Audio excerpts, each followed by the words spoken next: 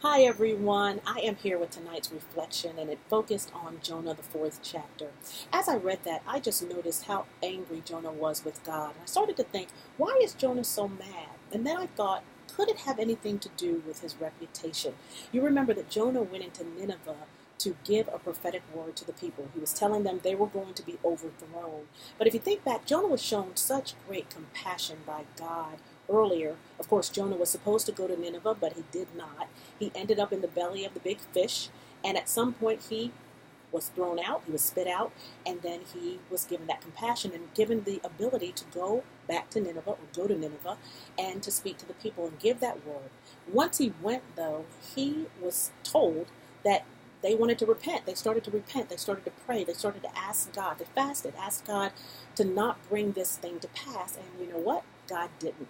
And that kind of angered uh, Jonah in this situation. He came back and he just was wondering why. And I'm wondering if maybe Jonah felt like, well, hey, God, you sent me here to give this prophetic word, and then you didn't keep your word. And sometimes I think people think about their reputation and that becomes their protective mechanism, and they kind of don't do the things that God has called them to do because of that.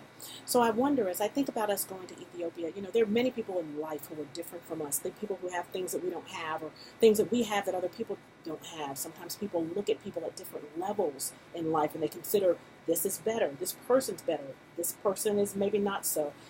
And sometimes we think of, well, this person has this many degrees, or they have this money in their bank account, or they have these things. But of course, we have to remember that to God, all of us are equal. He sees all of us the same. He loves all of us the same.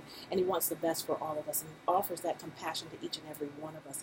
And all of us are called to be the hands and feet of God. So as we're planning to go to Ethiopia, I'm thinking about how can we show that compassion to a people that might not be like us in some ways, but are very much like us in many ways.